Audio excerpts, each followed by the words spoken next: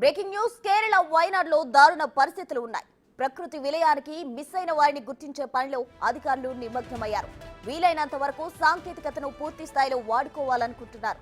చిక్కుకున్న వారి వివరాలను డ్రోన్లు, రాడార్లు, మొబైల్ ఫోన్లు, సిగ్నళ్లతో తెలుసుకునే ప్రయత్నిస్తున్నారు.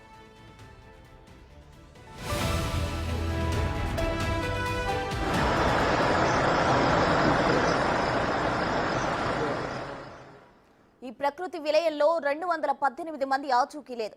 వాళ్ళ కోసం గాలిస్తున్నారు. వీరి కోసం డ్రోన్ ఆధారిత రాడర్ ను ఉపయోగించనున్నారు.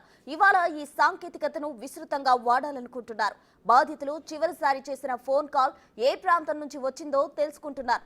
దాని ఆధారంగా చిక్కుకున్న వారి దగ్గరకు చేరుకోవాలనుకుంటున్నారు.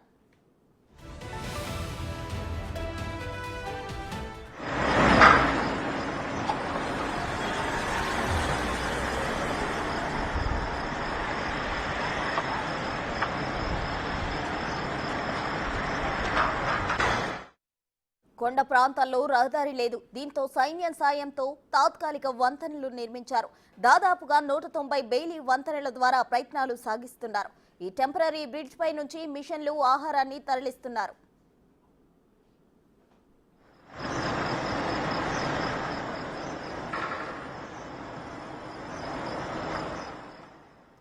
నిన్న పడవెట్టి కొన్నులో ఒకే ఇంటి నుంచి ఒకే కుటుంబంలోని నలుగురిని రక్షించారు. 4 రోజులుగా ఆ ఇంటికి మిగతా ప్రాంతంలో సంబంధం లేకుండా పోయింది. వారి బంధువుల ద్వారా సమాచారం తెలుసుకుని బలగాలు అక్కడికి చేరుకున్నాయి.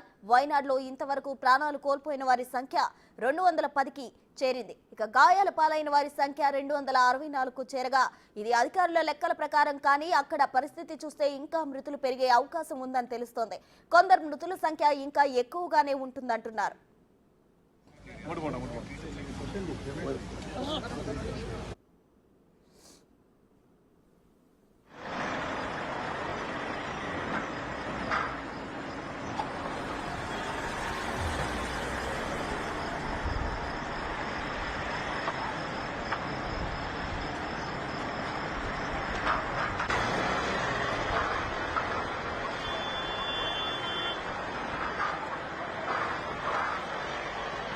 మట్టి బురదలో కూరుకుపోయిన ఇళ్లను తొలగించిన తరువాత ఖచ్చితమైన వివరాలు బయటకొస్తాయని అధికారులు చెబుతున్నారు. పలుచోట్ల మృతదేహాల భాగాలు లభ్యమవుతున్నాయి. వాటిని జన్యు పరీక్షలకు పంపిస్తున్నారు. ఎన్డీఆర్ఎఫ్, సైన్యం, నేవీ టీంలు జోన్ల వారీగా జల్లెడ పడుతున్నాయి.